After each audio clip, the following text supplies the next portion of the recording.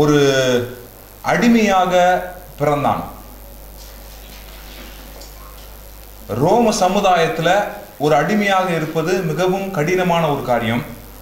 ஆனால் இந்த நபர் ஒரு அடிமையாக பிறந்தார். அப்படியாகவே வாழ்ந்து விடாதபடிக்கு தன்னுடைய வாழ்க்கையின் உச்சத்தை அடையத்தக்கதாக அவன் தீர்மானித்து அவன் வாழ்க்கையில அதை சாதித்தான். அவனை பற்றி உங்கள் மத்தியில இந்த வேளையில நான் செய்தியை பகிர்ந்து கொள்ளலாம் என்று ஆசைப்படுகிறேன். அடிமையாக இருந்த நபர் அநேக நேரங்களில் ரோம ராஜ்யத்தில் கடினமான வேலைக்கு ஆட்கொள்ளப்படுவார்கள். விசேஷ விதத்தில் ரோம இராணுவத்தில் சேர்க்கப்படுவார்கள். அந்த விதமாக இந்த அடிமை, நான் பேசக்கூடிய இந்த அடிமை அந்த ரோம ராஜ்யத்தின் இராணுவத்திலே சேர்க்கப்பட்டான். சேர்க்கப்படக்கூடிய இந்த அடிமைகள் எப்போதும் ரோம ராஜ்யத்திற்கு உண்மையாக இருப்பது கிடையாது. ஆனால் இந்த நபர் ரோம ராஜ்யத்திற்கு மிகவும் உண்மையாக இருக்க வேண்டும் என்று ஆசைப்பட்டார். அவருடைய வேலையில மிகவும் வைராக்கியமாக இருந்தார். தைரியமான ஒரு நபராக இருந்தார். போரில யாரை பார்த்தாலும் எதிர்த்து நின்று தன்னுடைய வாளை வீசி வெற்றி கொள்ளக்கூடிய ஒரு மனிதனாக மாறினார்.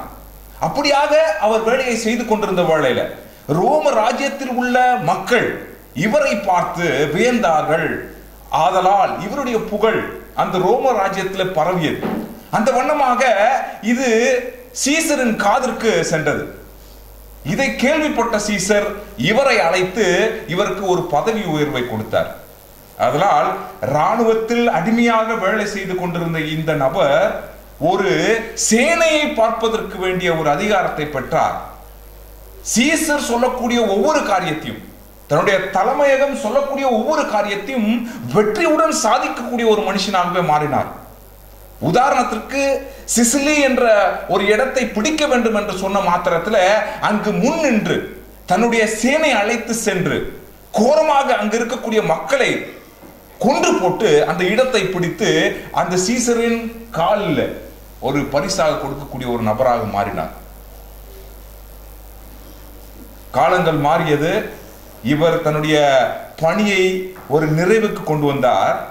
அதனால் சீசர் இவரை ரோமுக்கு அழைத்து, நீங்கள் செய்த பணி மிகவும் பிரபலமான ஒரு பணி, ஒரு ஆசீர்வாதமான ஒரு பணி, மிகவும் உண்மையான ஒரு பணி. அதனால் உங்களுக்கு பரிசாக இந்த ரோம ராஜ்யத்தில் இந்த சிங்காசனத்தில் நீங்கள் உங்களுடைய நாட்களை கழிக்குமாறு நான் கேட்டுக்கொள்கிறேன் என்று சொல்லி அந்த அரண்மனையில ஒரு இல்லத்தை இந்த மனுஷனுக்கு கொடுத்தார். அப்படியாக வாழ்ந்து கொண்டிருந்த மனுஷன் சீசரின் உறவினர் ஆகிய கிளாடியா பாப்புலா என்று சொல்லக்கூடிய ஒரு அழகான பெண்மணியை பார்த்தார். அவள் மீது காதல் கொண்டார். அவரை திருமணம் செய்து கொண்டார்.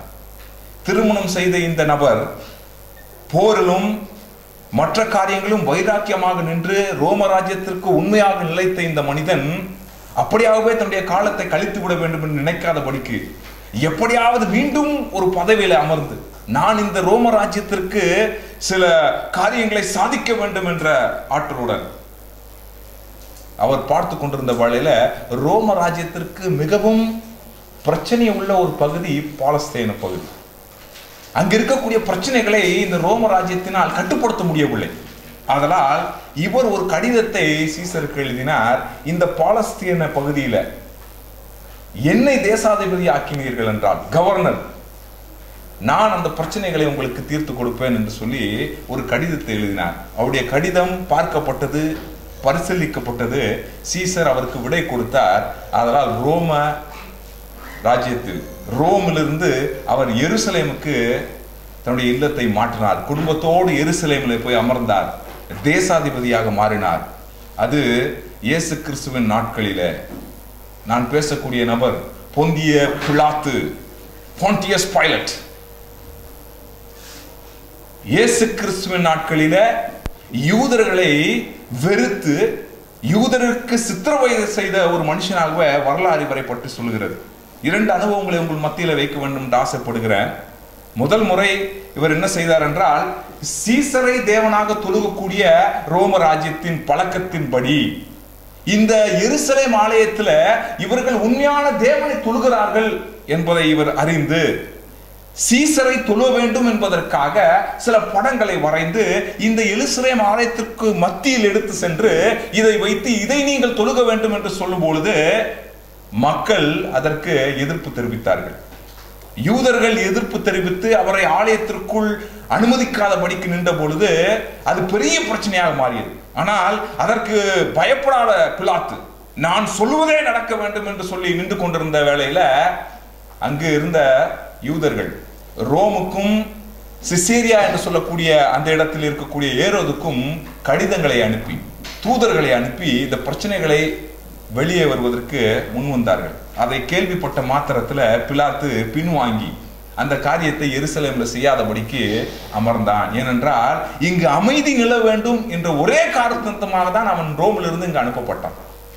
கொஞ்ச நாட்களில அந்த பிரச்சனையை விட இன்னொரு பிரச்சனையை தொடங்கினார். என்னவென்றால் அக்வடக்ட் என்று சொல்லக்கூடிய இந்த தண்ணீர் எடுத்து செல்லக்கூடிய ஒரு குழாய்கள் எருசலேமை சுற்றி இந்த காரியங்கள் செய்யப்பட வேண்டும். இதற்கு நிறைய பணம் தேவைப்பட்டது. இவர் அங்குமாக வரிகள் மூலமாக சேகரித்தார். ஆனால் அதிகமாக தேவைப்பட்ட காரணமாக எருசலேம் ஆலயத்தில் உள்ள பண்டகச்சாலையிலிருந்து அந்த காசுகள் வேண்டும் என்று சொல்லி அங்கு இருக்கக்கூடிய யூத குருமார்களையும் யூதர்களையும் கேட்ட மாத்திரத்தில் இவர்கள் அதற்கு புறக்கணித்தார்கள். ஆனால் பொந்தியு பைலட் என்ன செய்தாங்க தெரியுமா? எருசலேம் ஆலயத்திற்குள் அவர்களுடைய வீரர்களை யூதர்களைப் போல உடை உடுத்தி அனுப்பி அங்கு தொழுது கொண்டிருந்த யூதர்களை கொன்று போட்டு அந்த பலிபீடத்திலிருந்து வரக்கூடிய ரத்தத்துல இந்த கொன்று போட்டவர்களுடைய ரத்தம் கலந்தது என்பதை வேதாமத்தில் நீங்கள் படிக்கலாம். லூக்கா எழுதிய சுவிசேஷத்துல பொந்திய பைலட் என்று சொல்லக்கூடிய பிலாத் என்று சொல்லக்கூடிய பாண்டியஸ் பைலட் என்று சொல்லக்கூடிய இந்த நபரை குறித்து பார்க்கும் பொழுது கொடூரமான ஒரு மனுஷனாகவே இருந்தார் என்று பார்க்கப்படுகிறது. ஆனால் யூதர்களுக்கு பயப்படாத ஒரு நபர், யூதர்களை வெறுத்த நபர், பல போர்களை சந்தித்து ரத்தங்களை தன்னுடைய கைகளில் கரங்களாக்கிய நபர் ஒரு முறை ஒரு நபரை சந்திக்க நேர்ந்தது. அது ஒரு வியாழக்கிழமை சாயங்காலம். இயேசு கிறிஸ்து அந்த எருசலேம் ஆலயத்தின் மலையிலிருந்து கிர்டோன் என்று சொல்லக்கூடிய அந்த பள்ளத்தாக்கை கடந்து அருகாமையில் உள்ள அந்த சிறிய மலையாகிய ஒரு மலைக்கு சென்றார். அங்க ஒலிவ மரங்கள் அநேகம் காணப்பட்டிருந்தால் அது ஒலிவ மலை என்று அழைக்கப்பட்டது. அதிலே உள்ள ஒரு தோட்டம், அநேக ஒலிவ மரங்களுடைய ஒரு தோட்டம், அமைதியாக இருந்த ஒரு தோட்டம். அங்குதான் ஒலிவ எண்ணெய்கள் உருவாக்கப்பட்டது. அது கெட்சமனே என்று சொல்லக்கூடிய ஒரு நேரம். அந்த இடத்திற்குள் 2 சீடர்களை அழைத்து அவர் ஜெபம் செய்வதற்காக அங்கு சென்றார். ஆனால் இந்த சீடர்களோ அயர்ந்த நித்திரைக்கு சென்றார்கள். வேதாம் அருமையாக சொல்லுகிறது, இயேசு கிறிஸ்து இவர்களிடத்தில் வந்து மீண்டும் மீண்டும் அவர்களை நித்திரையிலிருந்து எழுப்பி இது ஜெபிக்க வேண்டிய வேலை என்று சொன்ன பொழுதும் கூட அவர்கள் நித்திரைக்குள் சென்றார்கள் என்று பார்க்கிறோம். சீக்கிரமாக வீரர்கள் வந்தார்கள், இயேசு கிறிஸ்துவை பிடித்தார்கள். குருமார்கள், கயாஃபஸ் என்று சொல்லக்கூடிய அந்த குருமார்கள் எடுத்து செல்லப்பட்டு அங்கு அவருடைய சாட்சி விசாரிக்கப்பட்டது. அவர் கொன்று போடப்பட வேண்டும் என்று அவர்கள் நினைத்தார்கள். இவ்வளவு காலமாக இயேசு கிறிஸ்துவுக்குள் ஏதேனும் ஒரு காரியத்தை கண்டுபிடித்து எப்படியாவது அவருடைய பழியை தீர்க்க வேண்டும் என்ற ஒரு நேரம் அவர்களுக்கு கிடைத்தது. யூதர்களின் சம்பிரதாயத்துக்கு நடைமுறைக்கு முரணான ஒரு காரியம், பஸ்கா பண்டிகைக்கு முன்பதாக இரவு வேளையில ஒரு காரியமும் செய்யப்பட முடியாது. விசேஷ விதத்துல ஒரு தீர்ப்பு கொடுக்கப்பட இயலாது. ஆனால் இரவு நேரத்துல அந்த எருசலேம் பட்டணம் உறங்கி கொண்டிருந்த வேளையில இயேசு கிறிஸ்துவுக்கு இவர்கள் ஒரு தீர்ப்பை கொடுத்து அவரை பிலாத்தினிடம் எடுத்து சென்றார்கள் என்று வேதம் சொல்லுகிறது. உங்களுடைய வேதாமத்தை லூக்கா எழுதிய சுவிசேஷம் 23ஆம் அதிகாரம் 1 வசனத்துக்கு திருப்புமாறு நான் கேட்டுக்கொள்கிறேன். எடுத்தவர்கள் வாசிக்கவும்.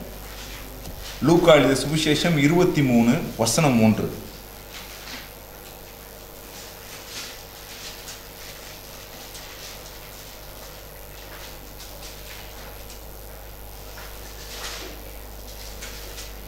பிலாத்து அவரை நோக்கி, நீ யூதருடைய ராஜா என்று கேட்டேன். அவர் அவனுக்கு பிரத்யுரமாக, நீ சொல்லுகிறபடி தான் என்றார். பிலாத்து முன்பதாக இயேசு கிறிஸ்து நிற்க வைக்கப்பட்டார். அநேக யூதர்களை கொன்ற இந்த பிலாத்து யாருக்கும் பயப்படாமல் சீசரிடத்துல நான் இந்த இடத்திற்கு சென்று இந்த இடத்தில் உள்ள பிரச்சனைகளை தீர்த்து போடுவேன் என்று சவால் விட்டு வந்த அந்த பிலாத்து இயேசு கிறிஸ்துவை பார்த்த மாத்திரத்துல அவனுக்கு ஒரு மாறுதல். இதுவரைக்கும் அவன் பார்க்காத ஒரு நபரை அவன் பார்க்கிறான். அமைதியாக பார்த்தான். அவரிலே ஒரு வெளிச்சத்தை கண்டான். ஏன் இந்த யூதர்கள் இவரை அழைத்து வந்திருக்கிறார்கள், என்ன குற்றச்சாட்டு என்று கேட்டான். அவர்கள் சொன்ன குற்றச்சாட்டில் இவன் உண்மை இல்லை என்பதை தெரிந்து கொண்டான். இயேசு கிறிஸ்துவை பார்த்த மாத்திரத்துல கொடூரமான இந்த பிலாத்தின் இருதயத்திற்குள் ஒரு மாற்றம். இவ்வளவு நாளாக வந்தவுடன் தீர்மானத்தை எடுக்கக்கூடிய ஒரு அதிகாரத்தை உள்ள நபராக இருந்தான். எடுத்தவுடன் வெட்டி போடவும் கொன்று போடவும் ஒரு தீர்மானத்தில் இருந்த இந்த நபர் திடீரென்று இயேசு கிறிஸ்துவை பார்த்த மாத்திரத்தில் ஒரு பெரிய மாறுதல். உங்களுடைய வாழ்க்கையில இயேசு கிறிஸ்து உங்கள் முன்பதாக நிற்கும் பொழுது நீங்கள் எப்படிப்பட்ட மனிதர்களாக இருந்தாலும் சரி ஒரு மாறுதல் அடைய வேண்டும். அவரிலே பார்க்கக்கூடிய ஒரு வெளிச்சம், அவரை பார்க்கும் போது பரிசுத்த ஆவியானவர் உங்கள் வாழ்க்கையில செய்யக்கூடிய கிரிகைகள், எப்படிப்பட்ட வாழ்க்கை, கரடுமுரடான வாழ்க்கை, என்ன லட்சியத்தோடு நீங்கள் வாழ்ந்து கொண்டிருந்தாலும் இயேசு கிறிஸ்து உங்கள் முன்பு நிற்கும் பொழுது உங்களுடைய வாழ்க்கை நிச்சயமாகவே மாறும். அதுல எந்த சந்தேகமும் கிடையாது. அப்படியாக தான் பிலாத்து இந்த இயேசு கிறிஸ்துவை பார்த்த மாத்திரத்துல அவனுடைய இருதயத்துல ஒரு கிரிகை, பரலோகத்தின் வெளிச்சத்தை அவன் கண்டான். பரலோகத்தின் அந்த காரியத்தை இந்த இயேசு கிறிஸ்துவின் முகத்தில் இருந்து கண்டு நான் இவரிடத்துல ஒரு குற்றத்தையும் காண முடியவில்லையே என்று சொன்னான். பிலாத்து நின்று பேசக்கூடிய யூதர்கள் அங்கு ஒருவரும் கிடையாது. ஆனா பிலாத்து அவர் இடத்துல கேட்டா, நீ யூதரின் ராஜாவா? அதற்கு இயேசு கிறிஸ்து, நீ சொல்லுவது போல என்று சொன்னார். ஒருவரும் எதிர்த்து பேசுறதுக்கு ஆள் கிடையாது. ஆனா முதல் முறையாக பிலாத்திற்கு எதிராக ஒரு நபர் பொறுமையாக அமைதியாக நடுங்கி போனான் பிலாத்து. பிலாத்துவின் வாழ்க்கையிலிருந்து கற்றுக்கொண்ட 4 பாடங்களை உங்கள் மத்தியில் வைக்க ஆசைப்படுகிறேன். நான் உடைய வேதாமத்தை தயவு செய்து 23ஆம் அதிகாரத்திற்கு திருப்புமாறு நான் கேட்டுக்கொள்கிறேன். 6வது வசனத்தை படிக்குமாறு நான் கேட்டுக்கொள்கிறேன். கலிலேயா என்பதை பிலாத்து கேட்டபொழுது இந்த மனுஷன் கலிலேயனா என்று விசாரித்து, இயேசு கிறிஸ்து அவன் முன்பதாக வந்து நின்ற பொழுது அவனை உடனடியாக தூக்கில போடுங்கள், கொன்று போடுங்கள், எடுத்து செல்லுங்கள் என்று தீர்மானத்தை கொடுக்காதபடிக்கு அவரை பார்த்து கொண்டே இருந்தான். என்ன குற்றத்தை இவர் செய்தார், எதற்காக இவரை அழைத்து வந்தீர்கள் என்று கேட்டுக்கொண்டு விசாரித்துக் கொண்டே இருந்து பிறகு அவனுடைய எண்ணத்தில் ஒரு காரியம் தென்பட்டது, இவரை நான் என்ன பண்ண மாட்டேன், விசாரிக்க மாட்டேன். இவரை எப்படியாவது நான் என்னுடைய கையிலிருந்து அவரை அகற்றிவிட வேண்டும், தள்ளிவிட வேண்டும், புறக்கணிக்க வேண்டும். ஏனென்றால் இவர் குற்றமில்லாத நபர் என்பதை அவன் உணர்ந்தான்.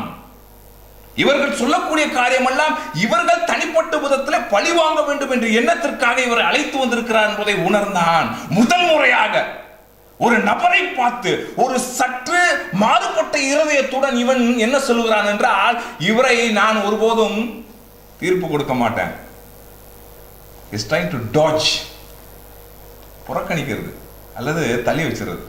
என்னைக்காவது உங்களுடைய வாழ்க்கையில இயேசு கிறிஸ்து உங்கள் முன்பதாக நிற்கும் பொழுது அவரை தள்ளி வைத்திருக்கக்கூடிய அனுபவங்கள் உங்களுடைய வாழ்க்கையில உண்டா? எப்படியாவது இவரை நவுத்திடணும். யாராவது ஒருவர் என்னிடத்துல வந்து இயேசு கிறிஸ்துவும் அவருடைய சத்தியத்தையும் அவருடைய வாழ்க்கையும் அவர் மரித்ததையும் அவர் மீண்டும் உயிர்த்தெழுந்ததையும் அவர் மீண்டும் வருவதையும் குறித்து பேசும் பொழுது இவரை குறித்து கேட்கும் பொழுது எனக்கு சற்று மாறுதலாக இருக்கிறது. ஆனால் இவரை எப்படியாவது புறக்கணித்து விட வேண்டும், எப்படியாவது இவரை நிறுத்தி விட வேண்டும், இதை பற்றி கேட்பதை நான் தவிர்த்து விட வேண்டும் என்றால் நீங்கள் செய்ததுண்டா? Have you any time done that? Dodging Jesus Christ. I don't want him to be in my presence. என்னுடைய பிரசன்னத்துக்கு முன்பதாக இயேசு நிற்க கூடாது. I tell you, when Jesus is standing right in front of you, your hearts will melt. இயேசு உங்கள் முன்பதாக நிற்கும் பொழுது ஒரு இருதயங்கள் உருக்கப்படும். அப்படியாக தான் பிலாத்துவின் இருதயம் உருகி இந்த மனுஷனை தொட இயலாது, அதனால் இவனை இங்கிருந்து எப்படியாவது கடத்தி விட வேண்டும். என் வாழ்க்கையில உங்க வாழ்க்கையில அப்படிதான். we try to dodge Jesus. எப்படியாவது இயேசு முன்னாடி வந்துட்டா இவரை பத்தி கேட்க கேட்க என்னுடைய இருதயம் மாறுதே, எனக்கு மாறுபட்ட ஒரு எண்ணங்கள் வருது. என்னுடைய வாழ்க்கை இப்போ இவ்வளவு நாள் வாழ்ந்த வாழ்க்கை ஒன்று, ஆனால் இவருடைய வாழ்க்கையின் சரித்திரம், இவருடைய வார்த்தைகளை கேட்கும் போது எனக்குள் பரிசுத்த ஆவியானவர் கிரியை செய்கிறாரே, இதை நான் அனுமதிக்க இயலாது, அதனால் இயேசு கிறிஸ்துவை தள்ளி வைத்து விட வேண்டும். trying to push Jesus from one place to another in our lives. பிலாத்து செஞ்ச ஒரு காரியம் செஞ்சிடாதீங்க. அப்படி என்ன தெரியுங்களா அவன் செஞ்சான்? இந்த மனுஷனை பார்த்தா குற்றமில்லாத மனுஷனா இருக்கானே, விடிய காலையில வந்து நிக்க வச்சிருக்காங்களே இவங்க யூதர்கள், என்ன பாவம் செஞ்சான்? கொடூரமான பாவம் ஒன்றும் காணப்படலையே, பரிதாபமாக காணப்படக்கூடிய காரியம், பரலோகத்தின் வெளிச்சத்தை காணுகிறேன் அப்படின்னு சொல்லி யோசித்து கொண்டு எப்படியாவது இவரை நம்ம கை கழுவிடலாம் அப்படின்னு நினைச்சிருந்த நேரத்துல கும்பல்ல ஒருத்தன் கத்துறான், நாசரேத்தின் இயேசுவே அவரை கொண்டு போடுங்கள், நாசரேத்தின் இயேசு. அப்போ அவனுக்கு தோன்றுச்சு, ஓ இவரோட ஊர் வந்து நாசரேத்தா, இவரு ஊழியம் செய்த இடம்னா நாசரேத்து, அப்ப அது என்னுடைய வட்டாரத்துல வரலையே, அது ஏரோதின் காரியமாச்சே, அவர் தீர்மானம் எடுக்க வேண்டிய காரியம். அதனால் தயவு செய்து இந்த நாசரேத்தின் ஊர் ஆகிய இயேசு கிறிஸ்துவை ஏரோதுட்டு எடுத்துட்டு போயிருங்க. trying to dodge Jesus. எப்படியாவது இயேசு கிறிஸ்துவை என்னுடைய பார்வையிலிருந்து நகர்த்தி விட வேண்டும். ஏனென்றால் அவர் நின்று கொண்டிருந்தால் என்னுடைய வாழ்க்கை மாறிவிடும், என்னுடைய குற்றங்கள் வெளிப்படும், நான் என்ன பண்ணுவேன், பாவி என்பதை உணர்ந்து விடுவேன் என்று ஒருவேளை பிலாத்து நினைத்தானா என்ன என்று தெரியவில்லை. ஆனால் நம்முடைய வாழ்க்கையில் அப்படிப்பட்ட ஒரு காரியம், இயேசு எங்கு நிற்கிறாரோ அங்கு என்னால் நிற்க இயலாது, ஏனென்றால் இந்த வாழ்க்கை அப்படியாக இருக்கிறது என்று சொல்லி இயேசு கிறிஸ்துவை தள்ள வேண்டும், வேதாமத்தை தள்ள வேண்டும், சத்தியத்தை தள்ள வேண்டும் என்று சொல்லி பிலாத்தை போல சில நேரங்கள் நம்முடைய அனுபவங்கள் இருக்கிறது. அங்க போயிருங்க, பக்கத்து வீட்டுல நல்லா கிறிஸ்தவங்க இருக்காங்க, அங்க போய் சத்தியத்தை சொல்லிடுங்க, இங்க வந்துடாதீங்க. பிலாத்து அப்படி செஞ்சிட்டான். அப்புறம் நேரம் இயேசு கிறிஸ்துவ ஏரோதுட்ட கூட்டு போயிட்டாங்க. ஏரோதுட்ட கூட்டு போனா ஏரோது என்ன பண்ணாரு தெரியுங்களா? இயேசு கிறிஸ்துவ பத்தி நிறைய கேட்டிருக்காரு. Because he staying in Galilee, கலிலேயா பகுதியில் அவர் வாழ்ந்து கொண்டிருக்கிறார். கலிலேயா பகுதியில் தான் இயேசு கிறிஸ்து திரளான அற்புதங்களை செய்தார். அதனால் அவர் கூப்பிட்டு, ஒருவேளை நீங்கள் வசனங்களை படித்தீர்கள் என்றால் இந்த அற்புதத்தை செய், இப்போ செய், இதை செய், அதை செய், அப்படி செய்கிறேன்னா நான் உன்னை என்ன பண்ணிடுவேன், விடுதலை செய்வேன். ஆனால் கிறிஸ்து ஒன்றுமே செய்யலை, அமைதியாக நின்றுட்டு இருந்தது. ஏன் கிறிஸ்து செய்யவில்லை என்பதற்கு காரணங்கள் அநேகம் உண்டு. ஆனால் ஒரு காரணம், அவருடைய நோக்கம் சரி கிடையாது.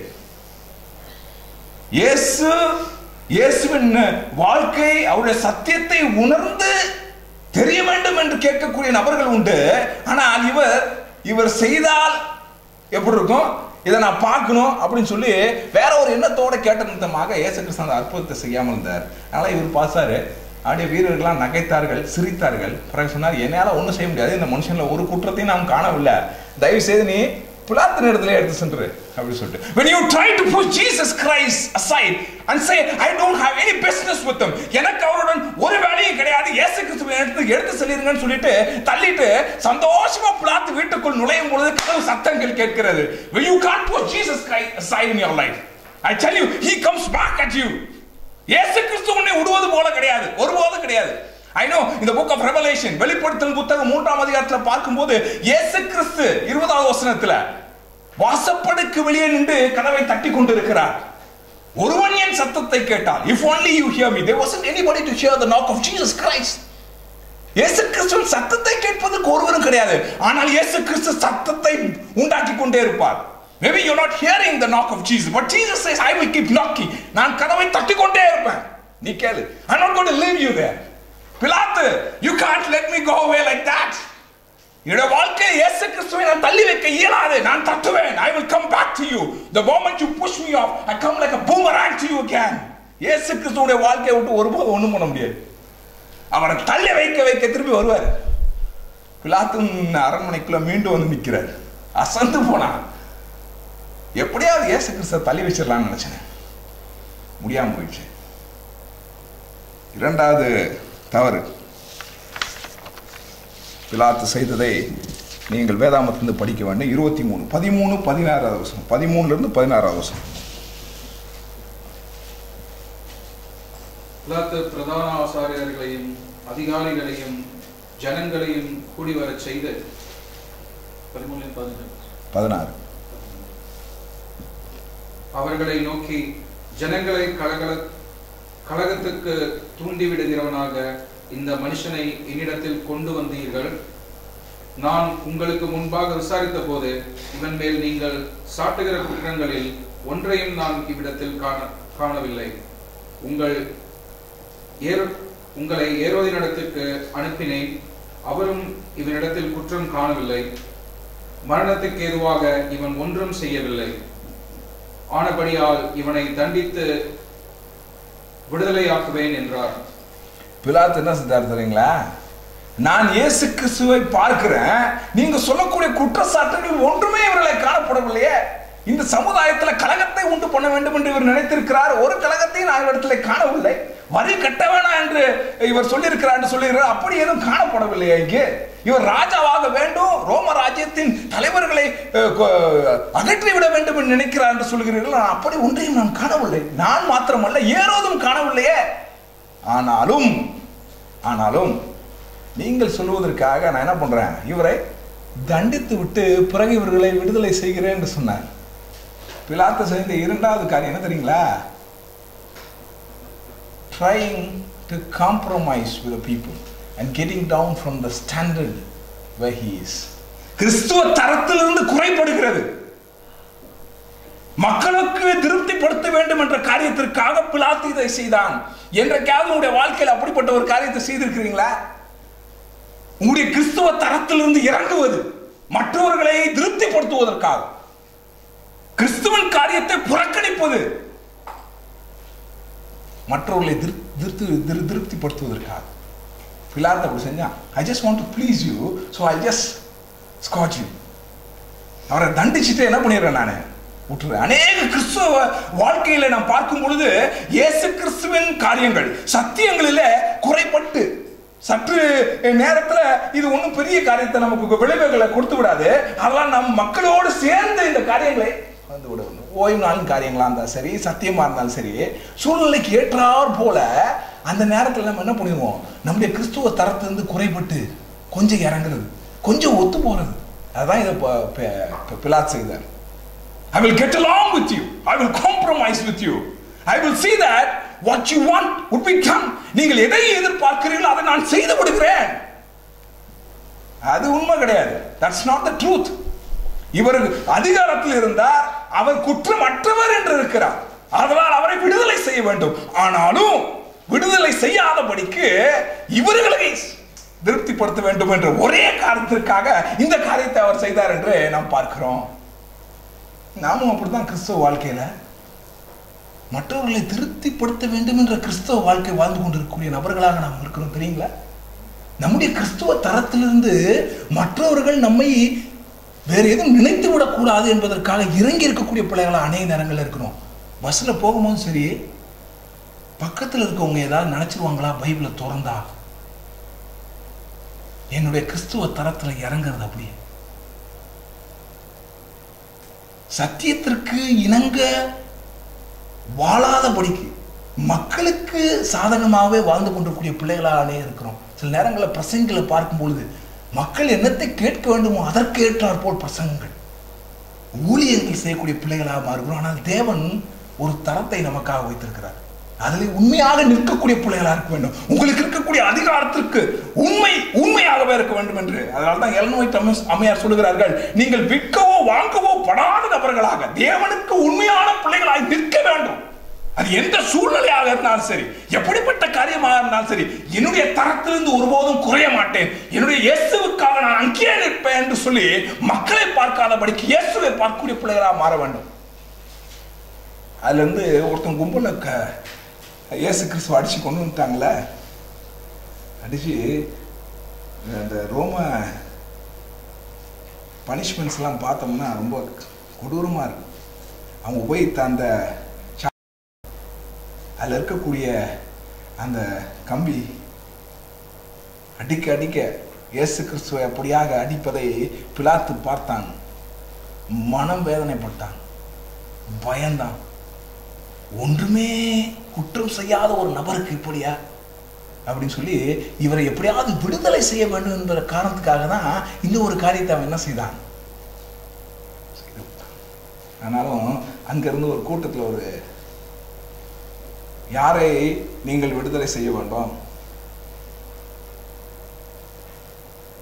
பராபாஸ் என்று சொல்லக்கூடிய ஒரு குற்றவாளி, இயேசு கிறிஸ்து இந்த பக்கத்தில். பஸ்கா பண்டிகை நேரத்தில் யாராவது ஒரு கிரிமினல் என்ன பண்ணணும், குற்றவாளியை விடுதலை செய்ய வேண்டும். இயேசு கிறிஸ்துவை இப்படியாவது விடுதலை செய்து விடுவார்களா என்று சொல்லி அங்கே நிற்க வைத்து அவன் அவரிடத்துல வைத்தான். கொஞ்சம் அமைதியாக இருக்கும்போது அவன் நினச்சான், அப்பா இயேசு கிறிஸ்துவின் வழக்கு நம்மளோட முடிஞ்சு போச்சு, சந்தோஷமாக இருக்கலாம் அப்படின்னு சொல்லிட்டு பெருமூச்சு விடுவதற்கு முன்பதாகவே பராபாசை விடுதலை செய்யுங்கள் போயிடுச்சு. திருப்பி அல்ல ஒரு நபர் என்று சொல்லிட்டாரு, பிலாத்து இவரிடத்துல நீ ஒரு குற்றத்தையும் காணவில்லை என்று சொல்லி எதற்காக அவரை தண்டித்தீர்? அதனால் நாங்கள் என்ன பண்ண போகிறோம், ரோமில் உள்ள சீசருக்கு ஒரு கடிதத்தை எழுத போகிறோம், ஏரோதுக்கு இஸ்ரேலியாவில் ஒரு கடிதத்தை எழுத போகிறோம்ன்ற கேள்விப்பட்ட மாத்திரத்தில் பயந்துட்டார்கள்.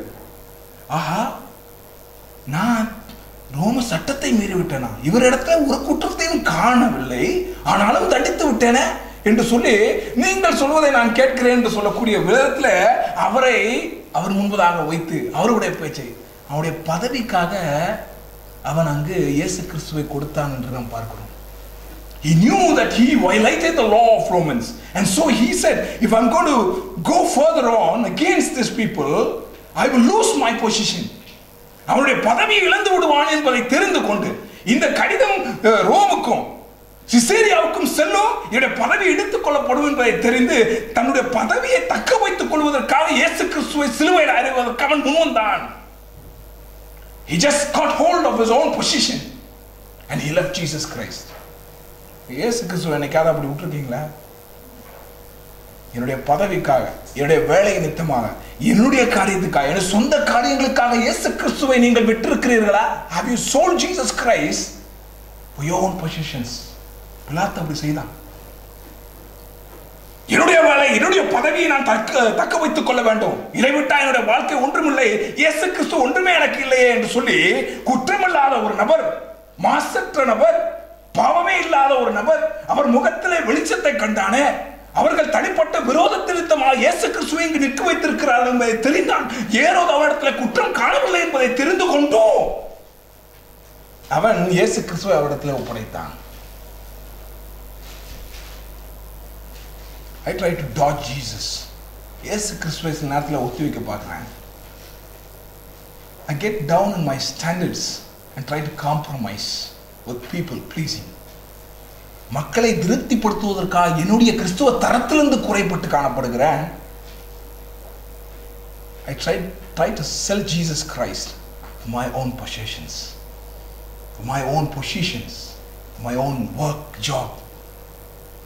என்னுடைய வாழ்க்கைக்காக, என்னுடைய பதவிக்காக, என்னுடைய வேலைக்காக சில நேரங்களில் நான் இயேசு கிறிஸ்துவை விற்கக்கூடிய நபராக மாறுகிறேன். பிலாத்தின் வாழ்க்கையில படித்த 3வது பாடம், கடைசி பாடம், இந்த பராபாசையும் இயேசு கிறிஸ்துவையும் முதலாக நிற்க வைத்து விட்டு யாரை நீங்க தேர்ந்தெடுப்பீர்கள் சொன்ன மாத்திரத்தில் இயேசு கிறிஸ்து அப்படியே விட்டுட்டு பராபாஸ் விடுதலை செய்யுங்கள், பராபாஸ் விடுதலை செய்யுங்கள். இப்போ பிலாத்து ஒரு கேள்வி கேட்கிறான், கிறிஸ்தவ வாழ்க்கையில கேட்கக்கூடிய ஒரு கேள்வி. Then what shall I do with Jesus of Nazareth? நசரேயனாகிய இயேசு கிறிஸ்துவை நான் என்ன செய்யட்டும்? If you want to release Barabbas, பராபாசை விடுதலை செய்ய வேண்டும் என்றால் இயேசு கிறிஸ்துவை வைத்து நான் என்ன செய்யட்டும்? What shall I do with Jesus? இயேசுவை வைத்து நான் என்னத்தை செய்வேன்? What are you doing? What am I doing? நான் என்னத்தை செய்கிறேன், நீங்கள் என்னத்தை செய்து கொண்டிருக்கிறீர்கள்? A question for ages. யுகங்களுக்கு கேட்கப்படக்கூடிய கேள்வி. இயேசுவை வைத்து நான் என்னத்தை செய்வேன்? What shall I do with Jesus? அப்படியே என்னுடைய வாழ்க்கையை வாழ்ந்து கொண்டே இருப்பதா? சில நபர்கள் அவர் இடத்துல சொன்னார்கள், crucify him, சிலுவையில் அவரை அறைய வேண்டும். எலன் ஒயிட் அம்மையார் எழுதும் பொழுது திரளான தேவ தூதர்கள் அதை பார்த்து கொண்டிருந்தார்கள். சிலுவையில் அறைய வேண்டும் என்ற காரியத்தை ஒரு பாடலை ஒரு சகோதரர் சில நாட்களுக்கு முன்பதாக பாடினார். லட்சக்கணக்கான தேவ தூதர்கள் கண்ணீர் விட்டு அழக்கூடிய ஒரு சம்பவம் இயேசு கிறிஸ்துவின் பாடுகளை பார்க்கும். தள்ளப்பட்ட 1/3 தூதர்கள் அங்கு காணப்பட்டார்களாம். எலன் ஒயிட் அம்மையார் சொல்லுகிறார், அவரை சிலுவையிலே அறையுங்கள் என்று சொன்ன மக்களோடு சேர்ந்து அவர்களும் சொன்னார்களாம். ஏனென்றால் இத்துடன் தேவனுடைய திட்டம் நிறைவுக்கு வருகிறது.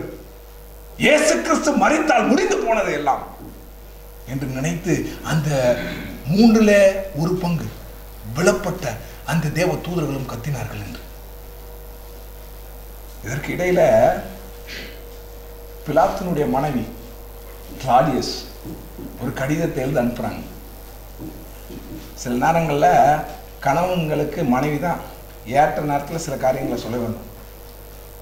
புத்தியற்ற காரியங்களை சில நேரத்தில் செஞ்சுக்கணும். அவங்க கூப்பிட்டாதான் கடிதத்தை வச்சோ ஃபோனில் கூப்பிட்டாதான் ஃபோனே எடுக்க போடும்.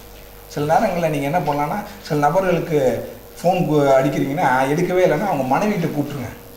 கூப்பிட்டு சொன்னீங்கன்னா அடுத்த நிமிஷமாக அவர்கிட்ட போயிடும். எப்படி பிஸி லைன்ஸ்லாம் செட் ஆகும்னே நமக்கு தெரியாது.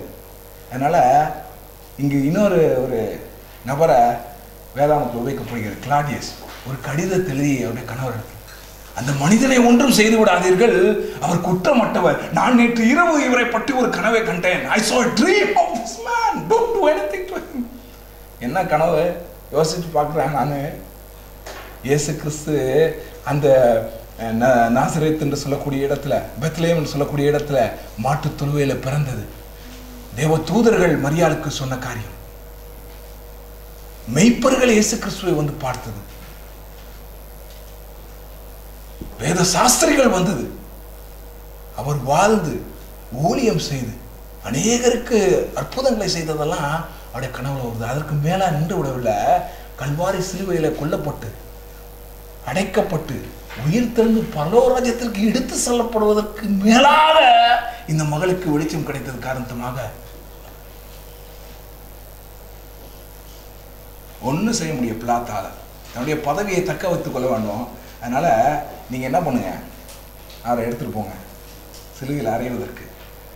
எனக்கும் இந்த மனுஷனுக்கும் ஒண்ணுமே கிடையாது. இவருடைய ரத்தம் என் மேல என்ன பண்ணாது, வழியா வரக்கூடாது சொல்லிட்டு ஒரு பேசின்ல கொஞ்சம் தண்ணி எடுத்து கையை கழுவிட்டார். Washing your hands with the water will never save you. சாதாரண தண்ணி நித்தமாக கழுவப்படும் பொழுது உங்களுடைய பாவ கரைகள் ஒருபோதும் சுத்தமாகி விடாது. அது பிலாத்துனுடைய எண்ணமாக இருந்திருக்கிறது. இன்று உலகத்தில் உள்ள அநேக பிள்ளைகளுடைய எண்ணமாகவே இருக்கிறது. ஏதோ அந்த பரிசுத்தமான தண்ணியை எடுத்து தொட்டுக்கொள்ளும் பொழுது நான் செய்த பாவங்கள் கரைந்து விட்டன என்று நினைத்துக் கொண்டிருக்கிறோம். You can only be saved by the blood of Jesus and Jesus alone. பிலாத்துவுக்கு தெரியவில்லை என்று இயேசு கிறிஸ்துவின் ரத்தம் மாத்திரமே அவனை சுத்திகரிக்கும் என்று, அவனுடைய பாவத்தை நீக்கி போடும் என்று தெரியாமல் தான் தண்ணியினால் கழுவினான்.